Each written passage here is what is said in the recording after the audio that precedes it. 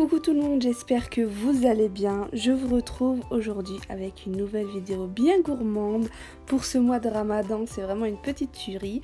C'est forcément les fricassés. Bon, c'est pas les fricassés traditionnels tunisiens, mais c'est ma version. Si vous êtes intéressés, suivez-moi. C'est parti!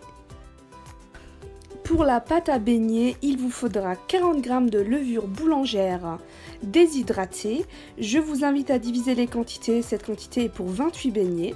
Il vous faudra également 560 ml d'eau tiède, ainsi qu'une cuillère à soupe de sel. Il vous faudra également 2 œufs, soit 91 g. Il vous faudra 1 kg de farine T45. Il vous faudra également une cuillère à soupe de sucre.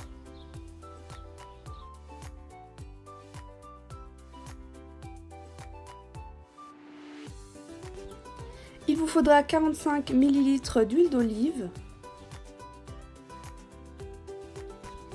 Vous allez directement mettre la levure boulangère sèche dans l'eau tiède et vous allez laisser reposer 5 minutes. Vous pouvez très bien faire cette préparation au robot. Moi je le fais à la main parce que j'adore faire les pâtes à la main. Et voilà, c'est ludique et ça me fait kiffer, donc c'est l'essentiel. Vous allez mettre le kilo de farine dans un récipient ou votre robot. Vous allez donc ensuite mettre le sel et mélanger.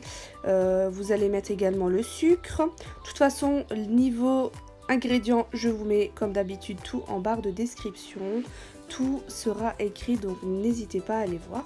Vous allez mélanger préalablement pour que le sel ne soit pas au contact avec la levure, car si elle est au contact avec la levure, elle ne gonflera pas et ça sera plus des beignets, ça sera des briques. Donc voilà, il faut vraiment pas que ça soit direct en contact avec le sel. Donc on mélange, on rajoute les 2 œufs. Je viens battre préalablement mes 2 œufs pour une raison pour que ça pénètre mieux tout simplement. Et ensuite je viens verser sur ma farine et donc je viens mélanger le tout brièvement.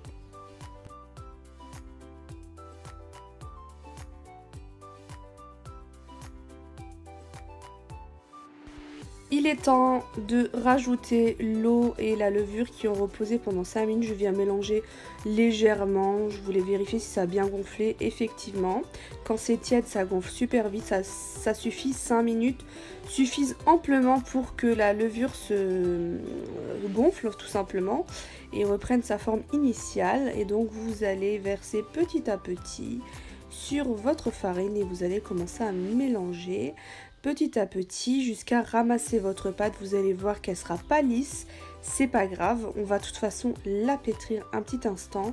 Donc voilà, on commence par mettre l'eau petit à petit et on mélange jusqu'à ramasser la pâte.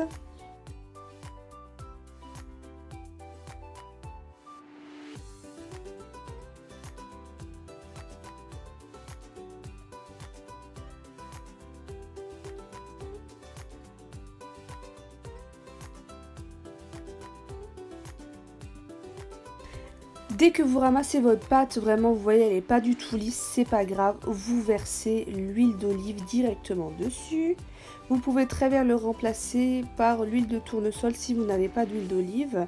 Mais voilà, c'est mieux avec de l'huile d'olive, ça fait ce petit côté fricassé tout simplement. Donc on vient commencer par mélanger, on va pétrir on va dire 5 minutes, juste le temps que tout simplement l'huile d'olive s'incorpore totalement à la pâte. Un petit pourcentage d'huile de coude et c'est parti, on pétrit des coups de poing, vraiment défoulez-vous sur votre pâte, vous allez voir qu'elle va vite se détendre. Je vous montre de plus près la texture, vous voyez qu'elle n'est pas totalement lisse, c'est pas grave, elle va reposer et elle va se détendre. Donc vraiment ça nécessite vraiment pas de pétrissage plus que 5 minutes. Vous le filmez et vous laissez reposer 1 heure. 1 heure à température ambiante. 1 heure plus tard, la pâte a quadruplé de volume, vous voyez elle est magnifique. Vous venez fariner légèrement votre main et vous venez dégazer. Dégazer signifie enlever le gaz, donc enlever l'air. Sur un plan de travail fariné, vous allez venir couper en deux, faire un énorme boudin et venir couper en deux votre pâte et vous allez venir faire des parts plus ou moins égales. Vous faites un boudin un peu plus fin et vous coupez. Moi ça m'en a fait 28 exactement, mais vous faites comme vous voulez, donc voilà. Vous faites des petites boules et vous l'étalez sur la longueur pour faire un espèce d'ovale. Vous voyez, il faut pas que ça soit trop épais parce qu'on veut que ça soit vide dedans. Et de toute façon, il va reposer. Donc voilà, vous le mettez dans un récipient et vous filmez et vous laissez 20 minutes reposer tout simplement. 20 minutes plus tard, j'ai mis à bouillir, à chauffer de l'huile de tournesol. Donc j'ai mis 1 litre. Je vous montre qu'ils ont bien gonflé. Donc il faut bien les couvrir pour les laisser reposer pendant 20 minutes. Et voilà, ils sont bien gonflés et ils sont prêts à cuire en fait. Dès que vous voyez que ça triple de volume, c'est prêt en fait. Moi ça m'a pris 20 minutes, vous peut-être ça va vous prendre moins. Parallèlement, j'ai préparé tout simplement un récipient où j'ai mis du papier, justement pour absorber l'excédent de l'huile. Et donc voilà, j'ai fait chauffer l'huile de tournesol et je vais venir faire cuire délicatement. Faites attention, c'est dangereux l'huile, donc dès que ça commence à bouillir légèrement, sur feu moyen, je commence à mettre mes petits beignets et je les arrose pour que dedans ça soit vide et que l'on puisse les farcir. Donc je les arrose jusqu'à que ça gonfle au maximum. Dès que vous voyez que ça gonfle plus, vous les retournez et voilà. Et dès que vous avez fini ça, vous les mettez dans votre récipient où vous avez mis du sopalin. Niveau cuisson, ça va super vite vraiment. Si votre feu est sur feu moyen vif, ça va super vite. Donc faites attention aux éclaboussures, c'est dangereux. Vraiment, ça peut vite déraper. Il ne faut pas entasser les beignets sur votre récipient. Dès qu'il y en a quelques-uns, vous les mettez dans une autre plaque comme ceci, où vous avez tapissé de papier. Donc voilà, ça m'a fait 28. À cette étape-ci, si vous voulez les congeler, c'est totalement possible. Vous les mettez dans une boîte ou dans des sacs de congélation. Et ça se conserve très bien vide, comme ça, non farci au congèle. Vous pouvez les laisser décongeler à l'air libre et les consommer, voilà, normalement, à un autre moment. Je vous montre que c'est bien vide, ça m'en a fait 28, donc je vous invite à diviser les quantités si vous voulez moins. Niveau garniture, moi personnellement je l'ai fait à ma façon. Je sais que les fricassés classiques, il y a des olives noires, il y a de la pomme de terre. Moi j'ai fait à ma façon. Donc 2 oignons, 150 g de tomates cerises, 4 boîtes de thon. Là je vous en montre 2 mais hors caméra j'en ai rajouté, donc 560 g. Il vous faudra également de la laitue. Vous prenez la laitue que vous souhaitez.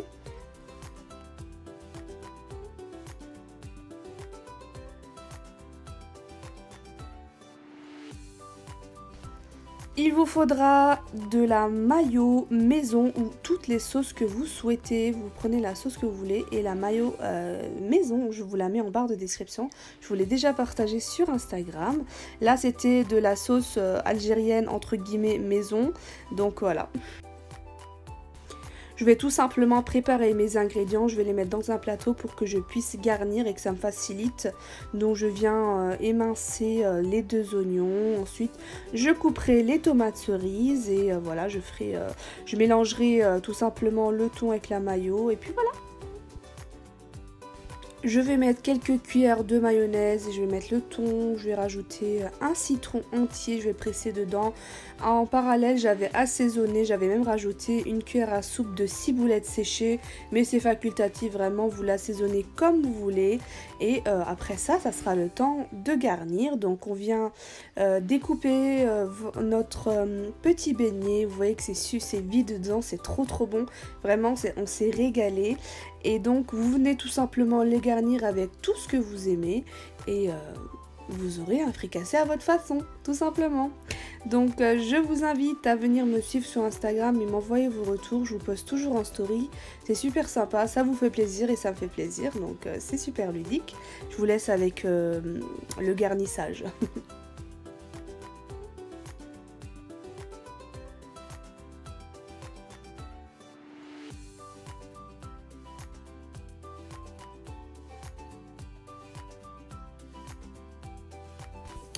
Vraiment super bon et super facile. Vous voyez que il y a juste 1 heure de temps de pause. Franchement, c'est super rapide avec 15-20 minutes de pouce. C'est trop bon. Et voilà le résultat de mes petits fricassés à ma façon. C'est pas la façon traditionnelle, mais bon, un peu de nouveauté, ça fait pas de mal. Et je vous donne toujours mes versions. J'espère que ma vidéo vous a plu. Je vous laisse avec la dégustation. Je vous invite à vous abonner, d'activer la petite cloche pour ne rien manquer. Et bien sûr, liker, commenter, partager, c'est encourageant et ça me fait toujours plaisir. Je vous dis à très vite pour de nouvelles aventures gourmandesques et safadesques. C'est Safa. Des bisous.